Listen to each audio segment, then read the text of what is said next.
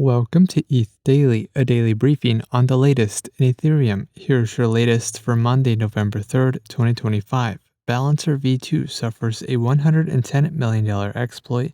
The Ethereum Foundation's ESP team reopens grant applications. Starkware launches the Stu prover on Starknet.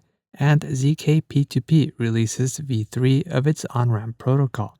All this and more starts right now. Balancer, a pioneering AMM protocol and innovator of the 80-20 weighted pool design, suffered a smart contract exploit on November 3rd at 7:48 a.m. UTC, resulting in over $110 million in assets being drained from its V2 composable stable pools and Balancer V2 forks. The exploit impacted multiple chains, including Ethereum mainnet, Arbitrum, Base, OP mainnet, Polygon, Sonic, and Berachain. The majority of these stolen assets consist of wrapped Ether and liquid staking tokens, such as WST-ETH, OS-ETH, and RETH. Launched in 2021, Balancer V2 introduced a singleton vault for enhanced capital efficiency. Balancer V2 underwent multiple audits by OpenZeppelin, Trail of Bits, and Satora. Balancer V2 underwent multiple audits by OpenZeppelin, Trail of Bits, and Certora. Balancer V3 deployed in December 2024, and non-composable V2 pools remain unaffected. Balancer V2 users should immediately withdraw funds and revoke token approvals. The Balancer V2 exploit triggered various responses across affected chains and protocols in efforts to mitigate damage and freeze stolen funds. Balancer immediately paused all possible V2 composable stable pools and entered into recovery mode. Berachain coordinated validators for an emergency hard fork, blacklisted attacker addresses, and recovered assets from compromised pools. Sonic activated a new on-chain account freeze mechanism to lock the attacker's wallet without a hard fork, pausing affected pools. Downstream protocols like Beefy Finance and YoFi paused Balancer V2 integrations. Security teams from PeckShield, Nansen, and BlockSec are working to trace the funds, with some already blacklisted on exchanges. The Ethereum Foundation's Ecosystem Support Program has reopened grant applications for Ethereum builders with a new model featuring two main grant tracks: wishlist grants and requests for proposals. Wishlist grants target broad areas of opportunity and high-level goals for the Ethereum ecosystem. Requests for proposal grants outline specific problems or opportunities with defined deliverables, timelines, and expected outcomes. The ESP had paused open grants earlier this year to reassess priorities and ensure funding aligns more closely with the Ethereum Foundation's strategic goals.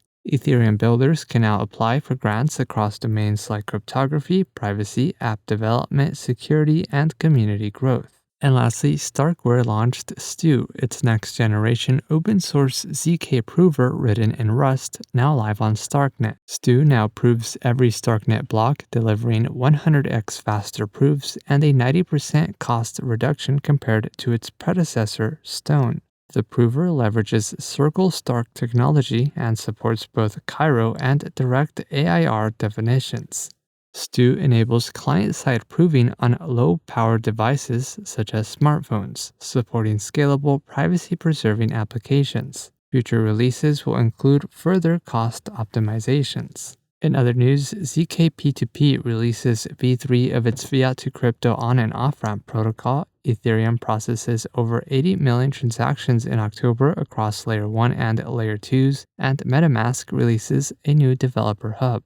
This has been a roundup of today's top news stories in Ethereum. You can support this podcast by subscribing and following us at ETH Daily. Also subscribe to our newsletter at ethdaily.io.